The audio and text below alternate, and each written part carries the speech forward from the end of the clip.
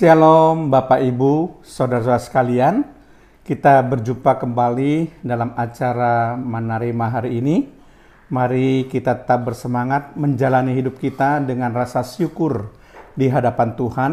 Karena kita percaya bahwa hidup kita ini diatur oleh Tuhan. Tuhan yang memegang hidup kita, Tuhan yang menuntun hidup kita.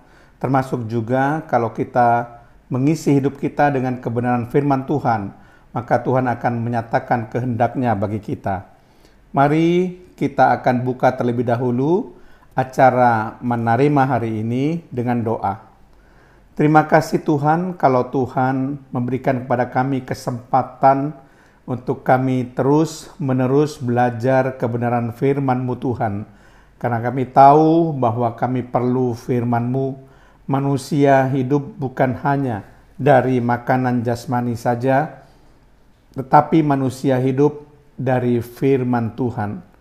Tuhan, kiranya Roh Kudus memberikan pada kami hikmat, akal budi, kebijaksanaan untuk kami boleh mengerti setiap kebenaran firman Tuhan yang akan kami bahas sebentar lagi dalam acara Menerima hari ini. Terpujilah nama-Mu Tuhan, di dalam nama Tuhan Yesus Kristus kami pelaskan doa kami dan mengucap syukur. Haleluya. Amin. Shalom Bapak Ibu, Saudara sekalian. Topik yang akan kita bahas dalam acara Menerima hari ini adalah Yesus melarat. Sekali lagi kita akan membahas topik yang berjudul Yesus melarat. Jadi Bapak Ibu Saudara sekalian, memang suatu hal yang perlu kita tahu, bahkan juga kita renungkan. Seringkali banyak orang yang menganggap Yesus itu miskin dan melarat. Bahkan ada orang yang berpendapat ketika dia miskin, tidak memiliki apa-apa, dia melarat, merasa dirinya lebih suci, merasa dirinya seperti Yesus. Pandangan-pandangan yang seperti ini yang harus kita betulkan, kita luruskan. Kita akan melihat nanti dari bukti-bukti Alkitab, apakah memang benar bahwa Yesus itu melarat? Apakah benar bahwa Yesus itu miskin? Sehingga jangan sampai pandangan-pandangan yang salah ini merajalela dan membuat kita hidup di dalam kesesatan, tidak sesuai dengan fakta kebenaran firman Tuhan. Mari kita akan melihat apakah betul bahwa Yesus itu melarat. Saya akan mengajukan paling tidak ada 5 bukti yang membuktikan bahwa Yesus itu tidak melarat. Nah, bukti yang pertama itu adalah kelahiran Yesus di palungan, di kandang binatang, bukan berarti Yesus melarat. Sekali lagi, kelahiran Yesus di palungan, di kandang binatang, bukan berarti Yesus melarat. Nah, kalau kita lihat di dalam Alkitab bahwa keluarga Yesus, yaitu Yusuf dan Maria, bukan tidak mempunyai uang untuk membayar biaya penginapan untuk supaya Yesus bisa lahir di ranjang penginapan, tetapi karena beberapa alasan. Yang pertama adalah semua kamar penginapan pada waktu itu penuh.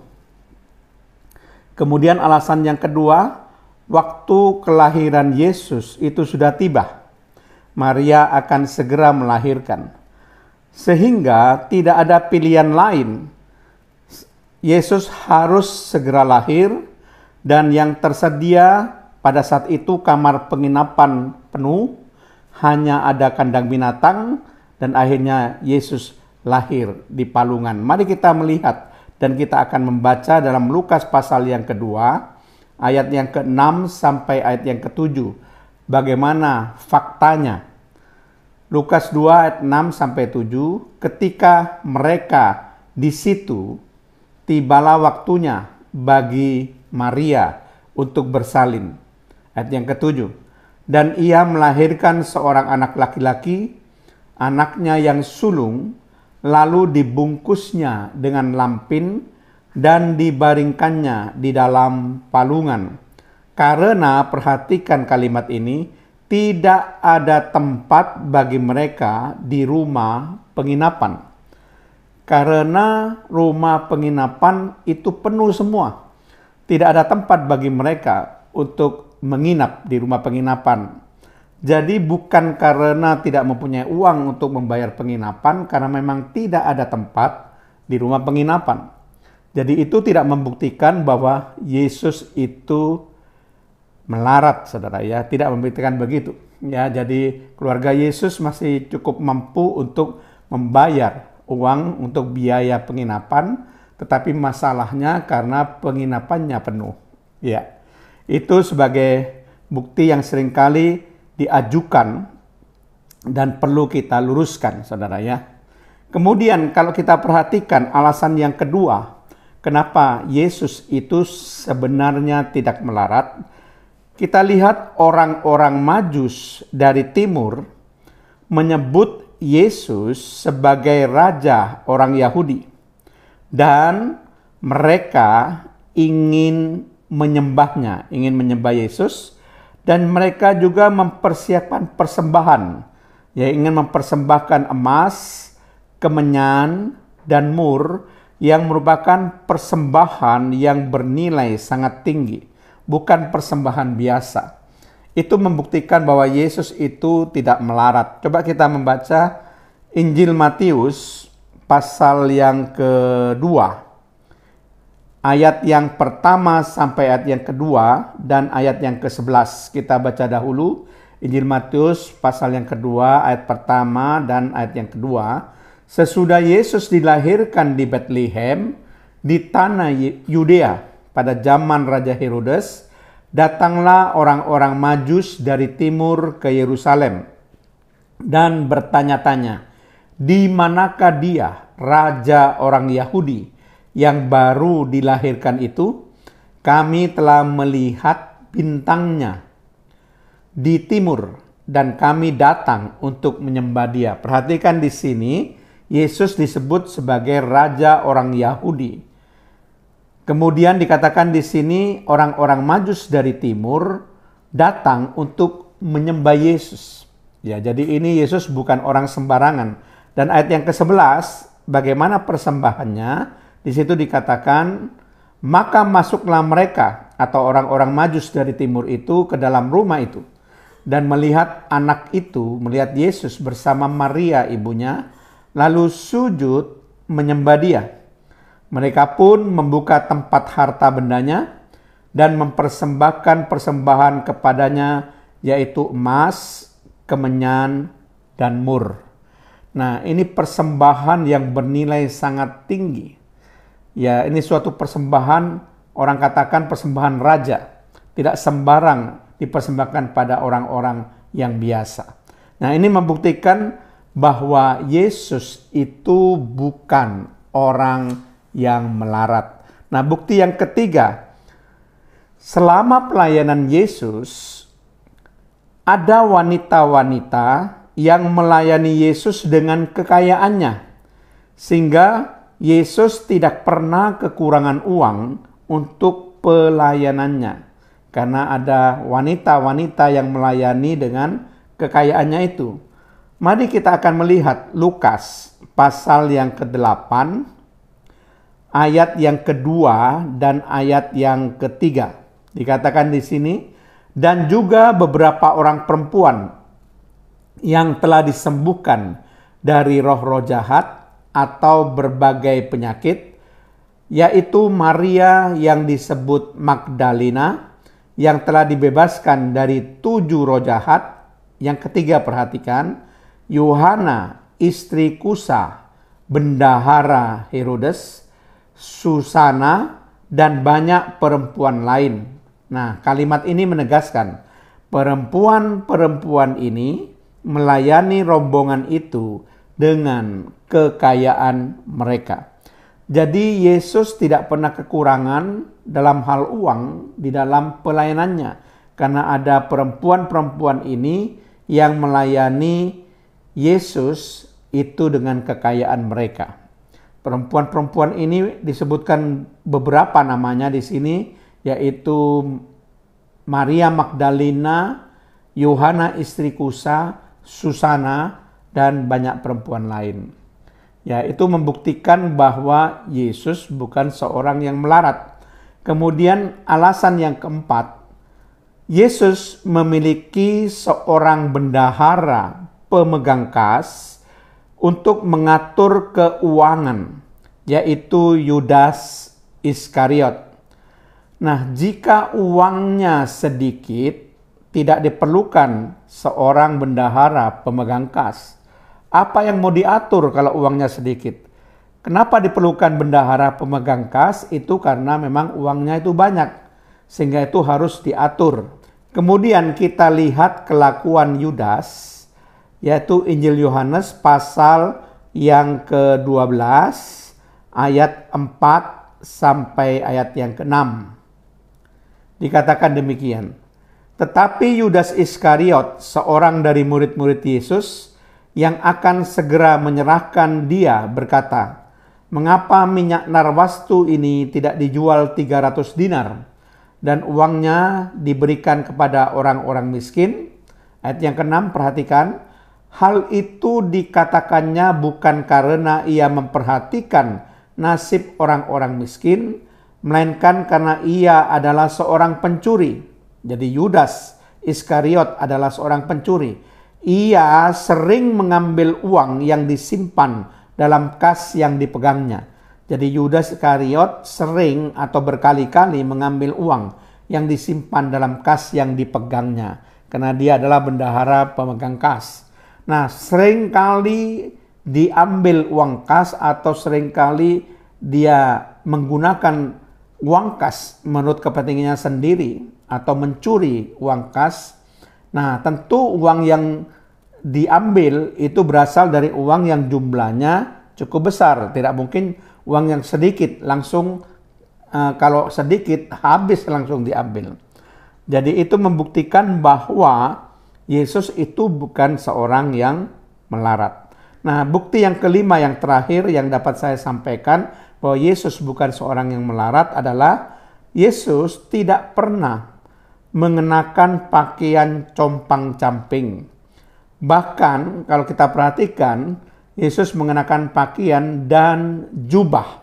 Nah, jubah yang dikenakan oleh Yesus itu merupakan jubah terusan, jubah yang tidak berjahit dari atas sampai bawah.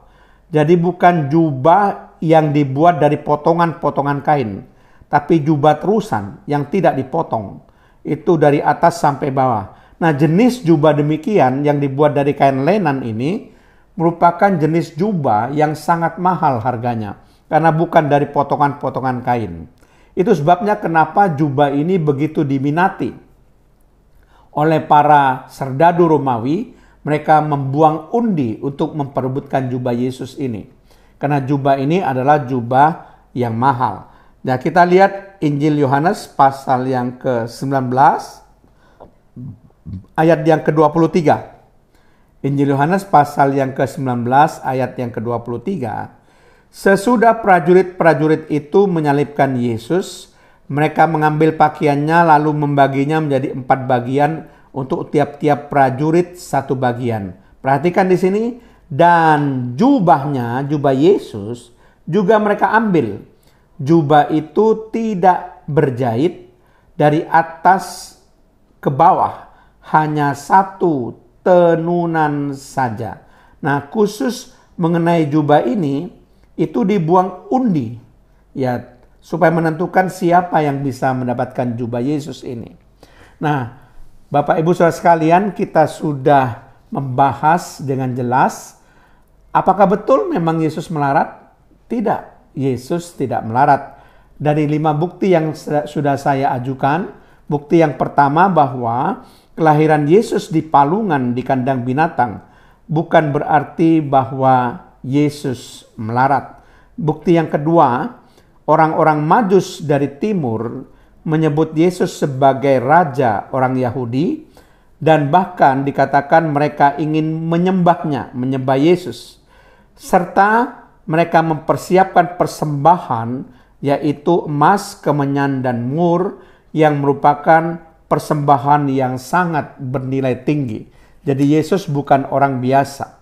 Kemudian bukti yang ketiga, selama pelayanan Yesus, ada wanita-wanita atau perempuan-perempuan yang melayani Yesus dengan kekayaannya. Jadi pelayanan Yesus tidak pernah kesulitan dalam keuangan, karena ada perempuan-perempuan yang melayani Yesus dengan kekayaannya. Kemudian bukti yang keempat, Yesus memiliki seorang bendahara pemegang kas yang bernama Yudas Iskariot. Ini membuktikan bahwa uang Yesus yang perlu diatur itu adalah cukup banyak, sehingga membutuhkan seorang bendahara pemegang kas. Bahkan dikatakan Yudas Iskariot sebagai pemegang kas, atau dia seorang bendahara pemegang kas, itu seringkali mencuri uang kas, seringkali mengambil uang kas berkali-kali. Itu membuktikan jumlah uang yang diaturnya itu cukup banyak. Dan bukti yang kelima, Yesus tidak pernah mengenakan pakaian yang compang-camping. Bahkan Yesus mengenakan jubah, yaitu jubah yang bukan dari potongan-potongan, tapi jubah terusan tanpa jahitan dari atas ke bawah yang dibuat dari kain lenan. Nah, jenis jubah terusan ini merupakan jubah yang amat mahal. Kalau jubah yang dibuat dari potongan-potongan dengan jahitan, itu jubah yang murah.